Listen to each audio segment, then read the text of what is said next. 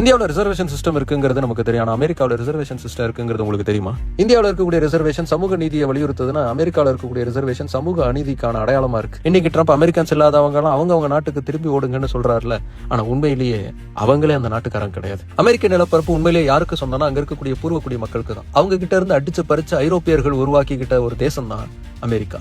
ஆனா தாங்கள் இழந்த நிலத்தை மறுபடியும் மீட்டெடுக்கிறதுக்காக பூர்வக்குடிகள் கையில் ஆயுதம் ஏந்தி போராட தொடங்கினாங்க. அந்த போராட்டம் பல இடங்கள்ல பெரும் போராவே வெடிச்சது. அதை தடுக்கிறதுக்காக உங்களுக்கான நிலத்தை நாங்க தந்துடுறோம் அப்படின்னு சொல்லி அவங்களுக்குன்னு ஒரு சிறிய நிலப்பரப்பை மட்டுமே கொடுத்து அதுல நீங்க வாழ்ந்துக்கலாம், நீங்களே ஆட்சியும் செஞ்சுக்கலாம் அப்படின்னு சொல்லி அவங்களை ஏமாத்தி ஒரே இடத்துக்குள்ள அடைச்சு வச்சாங்க. அதுதான் இந்தியன் ரிசர்வேஷன் சிஸ்டம்.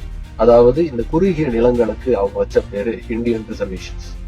அப்படி 1786 ஆகஸ்ட் மாசம் 7ஆம் தேதி யுனைடெட் ஸ்டேட்ஸ் ஆஃப் அமெரிக்காவுடைய முதல் பெடரல் இந்தியன் ரிசர்வேஷன் உருவாக்கப்பட்டுச்சு. அப்படி முதல்ல உருவாக்கப்பட்ட அந்த டெரிட்டரியில செரோகே, சாப்டா, கிரீக் பழங்குடியின மக்கள் ஒடுக்கி வைக்கப்பட்டாங்க. இன்னைக்கு வரைக்குமே அமெரிக்க பழங்குடியின மக்களுடைய நிலைமை ரொம்ப மோசமானதுதான்.